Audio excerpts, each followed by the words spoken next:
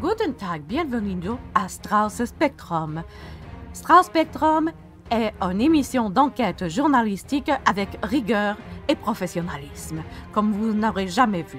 Nous parlons d'enjeux de société, de fraude, d'arnaque et plus encore. Aujourd'hui, Ammu-Nation est-il une entreprise légitime? Est-ce que des gens se font frauder? C'est ce que nous allons découvrir lorsque Simon Bound, avocat, a justement vécu une expérience frauduleuse et malhonnête. Voici notre reportage sur le sujet.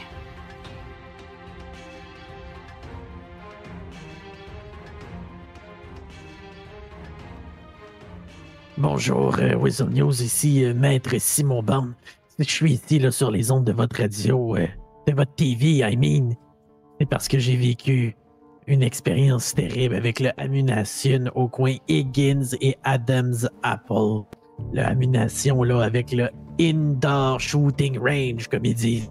Vous allez pas croire qu'est-ce qui m'est arrivé. J'ai été chercher ma licence d'arme à feu.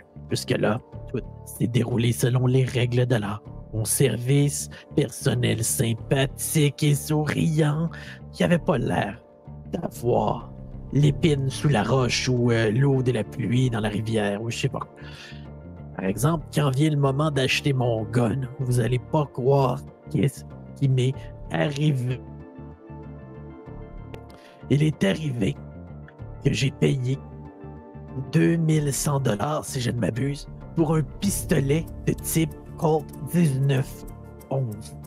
Il est bien connu que le Colt 1911 utilise des balles de 45 et a certaines particularités esthétiques, physiques, matérielles et mécaniques. Néanmoins, lorsque j'ai déballé le fusil, que je l'ai regardé, j'ai pu constater que je semble avoir une arme de type Beretta. Une arme qui tire du 9 mm, complètement différent, avec une mécanique complètement différente, un type complètement différent, qui tire des balles complètement différentes de ce qui était affiché. Ce que je demande aujourd'hui, c'est à Ammu-Nation de rectifier le tir et de vendre le bon modèle par rapport à celui qui est affiché. Sans quoi, moi-même, je connais ça, je vais prendre des actions légales, et puis je suis bien sûr que je ne suis pas le seul qui était floué dans cette affaire-là, donc qu'il ne soit pas surpris d'avoir un recours collectif sur le dos très prochainement. Donc, vous voyez, lorsqu'on magasine ici, on nous propose là, un pistolet là, de type 1911. 1911 est manufacturé par Colt. C'est un pistolet qui existe depuis la Première Guerre mondiale et puis qui est fièrement américain. On s'attend à voir ce genre d'engin spectaculaire entre les mains. Et puis finalement, on finit avec un pistolet italien comme celui-là. Un Beretta qui tire des pinottes de 9 mm. Je veux dire, je paye pas pour un gun italien, je paye pas pour des boulettes à sauce de spaghetti, là. Je paye pour un gun muricain qui tire du 45. Je me suis fait avoir, j'ai payé le gros prix pour ce gun-là. J'ai même pas demandé de rabais en plus. Ah, je suis vraiment dévasté. Puis je souhaite sincèrement que ce soit une honnête erreur de la part des magasins Ammu-Nation, sans quoi il va falloir prendre action très rapidement. Merci Wizard News de faire la lumière sur ce grave enjeu de société extrêmement important qui met en jeu le péril du second amendement. Donc, moi, j'ai entendu dire de sources sûres que à quelques reprises la semaine dernière, des petites Karen autour du magasin s'amusaient à contacter le 911 pour des coups de feu à l'intérieur du magasin, alors que c'était simplement des gens qui s'exerçaient au champ de tir. Puis, ce qui fait en sorte que le magasin a eu la visite des policiers à au moins une reprise pour simplement des faux appels de coups de feu. Oh my god, Bond, t'as tellement raison, c'est un Beretta, c'est pas un Colt! Ah là là, merde! Terrible. Mais les Beretta, c'est mieux que les Colts! Sous les sons de Johnny Cash que j'ai décidé de me rendre au Ammu-Nation pour voir ce qui se tramait. Se pouvait-il que ce soit une mauvaise batch que le Ammu-Nation et lui aussi était victime de donner des Beretta au lieu des Colts à tous ceux qui étaient là?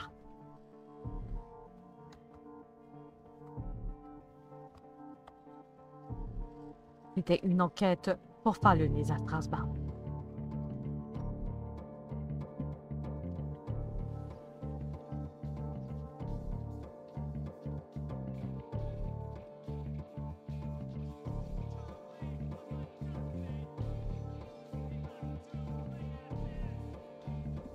Est-ce qu'il y a quelqu'un? Est-ce qu'il y a quelqu'un ici qui pourrait m'aider? Oh non! Comme vous pouvez voir, l'arme qui m'a été remise est un 9 mm et ce n'est pas un Colt.